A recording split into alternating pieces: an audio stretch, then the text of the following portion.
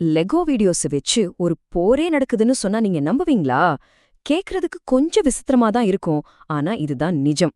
இதுதான் இன்னைக்கு நடக்கிற தகவல் போரோட ஒரு புதுமுகம். வாங்க இத பத்தி கொஞ்சம் டீட்டெயிலா பார்க்கலாம். சரி, இதுல என்ன ஒரு பெரிய மர்மம்னா, ஒரு பக்கம் பார்த்தா குழந்தைங்க விளையாடுற லெகோ பொம்மை மாதிரி கார்ட்டூன்ஸ், இன்னொரு பக்கம் ரொம்ப சீரியஸான ஒரு போர். இது ரெண்டுக்கும் என்ன சம்பந்தம் இருக்க முடியும்? இந்த அனாலிசிஸ் முடியும் போது உங்களுக்கே ஒரு கிளியரான ஐடியா கிடைக்கும். இந்த முழு விஷயமும் எங்க ஆரம்பிச்சதுன்னா ஏப்ரல் 2026ல தான். ஈரானுக்கு சப்போர்ட்டா லெகோ ஸ்டைல் வீடியோஸ் போடுற ஒரு யூடியூப் சேனலை திடீர்னு பேன் பண்ணிட்டாங்க. அந்த வீடியோஸ் எல்லாம் பயங்கர வைரல் ஆச்சு. ஆனா யூடியூப் அதை பேன் பண்ணது ஒரு பெரிய புயலையே கிளப்பி விட்டுடுச்சு. சரி, அப்போ பேன் பண்ண அளவுக்கு அந்த வீடியோஸ்ல அப்படி என்னதான் இருந்துச்சு? ஏன் அது அவ்ளோ பவர்ஃபுல்லா மாறுச்சு? வாங்க பார்க்கலாம்.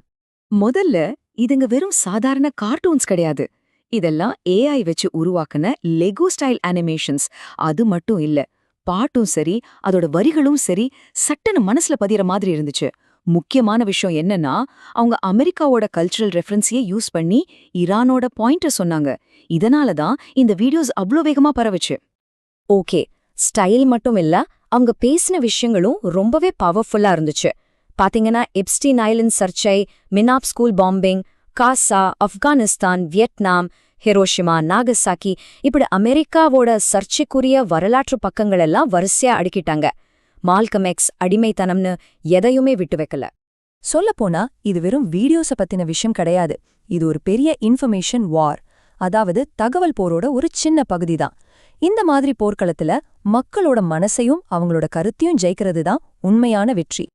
அப்போ தகவல் போர்னா என்ன?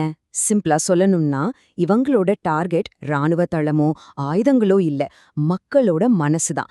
முக்கியமா ஜனநாயக நாடுகள்ல பப்ளிக் ஒப்பீனியன் அரசாங்கத்தையே மாத்தக்கூடிய சக்தி வாய்ந்தது இல்லையா? அதனால அந்த பப்ளிக் ஒப்பீனியனை கண்ட்ரோல் பண்றதுதான் இங்க ரொம்ப முக்கியமான விஷயம். இப்ப இந்த சார்ட்ட பாருங்க. இது ஒரு முக்கியமான விஷயத்த காட்டுது. அமெரிக்காவில இந்த போருக்கு ஆரம்பத்துல இருந்தே மக்கள் சப்போர்ட் வெறும் 30%க்கும் கம்மியா தான் இருந்திருக்கு. இந்த மாதிரி ஈரான் பிரச்சார வீடியோஸ் எல்லாம் வந்ததுக்கு அப்புறம் அந்த சப்போர்ட் இன்னும் குறைஞ்சுகிட்டே போகுது. சரி, அப்போ இந்த தகவல் போர்ல ரெண்டு தரப்பும் என்னென்ன ஸ்ட்ராட்டஜி யூஸ் பண்ணாங்கன்னு ஒப்பிட்டு பார்க்கலாம். இதுதான் இந்த பகுப்பாய்வோட முக்கியமான கட்டம். அமெரிக்காவோட ஸ்ட்ராட்டஜி பேரு ரூல் ஆஃப் கூல், அதாவது முடிஞ்ச வரைக்கும் கெத்தா காட்டிக்கிறது. டாப்கன் மாதிரி ஹாலிவுட் பட கிளிப்ஸையும் நிஜ மிலிட்ரி வீடியோஸையும் மிக்ஸ் பண்ணி தங்கள பயங்கர பவர்ஃபுல்லா காமிச்சாங்க. ஆனா ஈரான் பண்ணது டோட்டலா வேற. அவங்க தங்கள அநீதிக்கு எதிரா போராடுற மனித குலத்தோட சாம்பியன் மாதிரி காட்டிக்கிட்டாங்க. அமெரிக்காவால பாதிக்கப்பட்டவங்க எல்லோருக்காகவும் நாங்க தான் குரல் கொடுக்கறோம்னு சொன்னாங்க. பாருங்க, இந்த கோடி ஈரானோட ஸ்ட்ராட்டஜி எவ்ளோ பவர்ஃபுல்னு கரெக்டா சொல்லுது. சும்மா மிலிட்ரி பவரை காட்டுறத விட நாங்க தான் மாரலா கரெக்ட், நாங்க தான் நியாயத்துக்காக நிக்கிறோம்னு சொல்றத மக்கள் மனசுல ஆழமா போய் சேரும். அப்போ இந்த ரெண்டு ஸ்ட்ராட்டஜில எது ஜெயிச்சது? இதோட தாக்கம் எப்படி இருந்துச்சு? வாங்க அத பார்க்கலாம். பதில் ரொம்பவே நேரடியானது. நிஜமான போர்க்களத்துல என்ன நடக்குதுன்னு தெரியாது. ஆனா சோஷியல் மீடியாங்கிற இந்த தகவல் போர்ல ஈரான் தான் ஜெயிச்சதுன்னு இந்த சோர்ஸ் ஆணித்தரமா சொல்லுது. யூடியூப் போட்ட இந்த பேன் ஒரு சுவாரஸ்யமான விஷயத்த பண்ணிடுச்சு.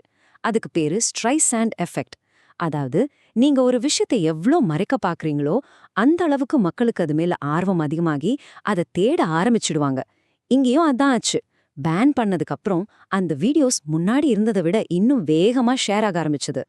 சரி, நாம இப்போ கடைசி பகுதிக்கு வந்துட்டோம். யூடியூப் எதுக்கு இந்த சேனலை பேன் பண்ணணும்? இதுக்கு பின்னாடி இருக்கிற ஆழமான அர்த்தம் என்ன? ஒரு லாஜிக் யோசிச்சு பாருங்க. முதல்ல, ஒரு கருத்து ரொம்ப பவர்ஃபுல்லா எஃபெக்டிவா மாறுது. ரெண்டாவது, அதை எதிர்த்து ஜெயிக்க உங்ககிட்ட வழி இல்லை, இல்லைன்னா நீங்க விரும்பல. அப்போ மூணாவதா என்ன செய்வீங்க? உங்க கண்ட்ரோல்ல இருக்கிற அந்த பிளாட்ஃபார்ம் மூலமா அதை நேரடியா மூடிடுவீங்க. இந்த ஒரு செயல் அந்த இன்ஃபர்மேஷன் ஸ்பேஸ யாரு கண்ட்ரோல் பண்றாங்கங்கறத பட்டவர்த்தனமா காட்டிடுது. இந்த சம்பவம் எவ்ளோ முக்கியம்னா, எதிர்காலத்துல 21ஆம் நூற்றாண்டு தகவல் போர் பத்தி படிக்கிறவங்களுக்கு இந்த லெகோ வீடியோஸ் ஒரு முக்கியமான கேஸ் ஸ்டடியா இருக்கும்னு சொல்றாங்க. அதுல சந்தேகமே இல்ல. சரி, ஒரு முக்கியமான கேள்வியோட இந்த பகுப்பாய்வு முடிக்கலாம். இன்னைக்கு போர்க்களம்ங்கிறது துப்பாக்கியும் பீரங்கியும் இருக்கிற இடம் இல்ல, அது நம்ம கையில இருக்கிற போன் ஸ்கிரீன். அப்போ இந்த புது போர்க்களத்துல எது சரி எது தப்புன்னு முடிவு பண்ற கடைசி நடுவர் யாரு? அரசாங்கமா, இந்த சோஷியல் மீடியா கம்பெனிகளா, இல்ல மக்களா இருக்கிற நாமளா? யோசிச்சு பாருங்க.